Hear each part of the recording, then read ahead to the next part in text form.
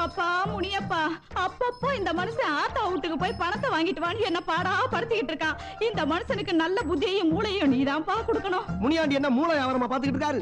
அவரை பார்க்க கொடூரமா இருக்குன்னு ஊரை விட்டு ஒதுக்கி ஆத்தங்கரையில உட்கார வச்சிருக்காங்க. இந்தாடி அங்க பாரு, நடுவுல தீ பிடிச்ச மாதிரி பல வருஷமா உட்கார்ந்துட்டு இருக்காரு. அவர்கிட்ட போய் கம்ப்ளைண்ட் என்னடா பயப்படல. இந்த பாரு, பிரச்சனை உனக்கு எனக்கு தான். பணம் நான் உங்ககிட்ட தான் கேட்டேன். நீ ஏண்டி அந்தாண்ட போய் சொல்லிக்கிட்டு இருக்க? பேசாத. ஓ முகர கட்டைய உத்து பார்த்தாலே தெரியுது தென 3 புல்லு விடாம ஓடுதுன்னு. வாயை தர. ஸ்டூபிட். லேகிய வைக்கிறப்ப வாங்கின வாச்சி. நர்ஸ் அந்த போலி பியானடு. என்ன இந்த குதுக்குறாரு? ஏய், உன் புருஷன் ரொம்ப டார்ச்சர் பண்றானே. ஆமா ஆமா, கவலைப்படாத. ஹாய்.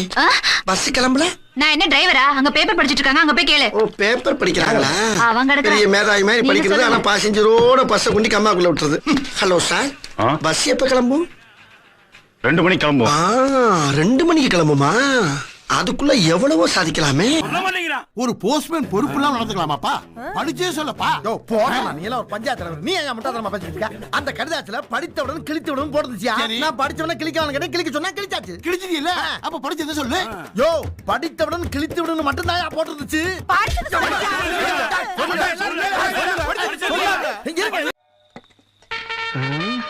இந்த ஹோட்டல் கொஞ்சம் சுமாரா தான் இருக்கு.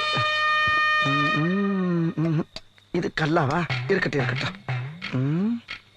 என்னடா அது? வியூ சரியில்லையே ஹோட்டல்ல. இது கொஞ்சம் வெளிச்சமா இருக்கு. ஓகே. ஏன் சார் இவ்வளவு இடத்த விட்டுட்டு இங்க வந்து உட்காருங்க?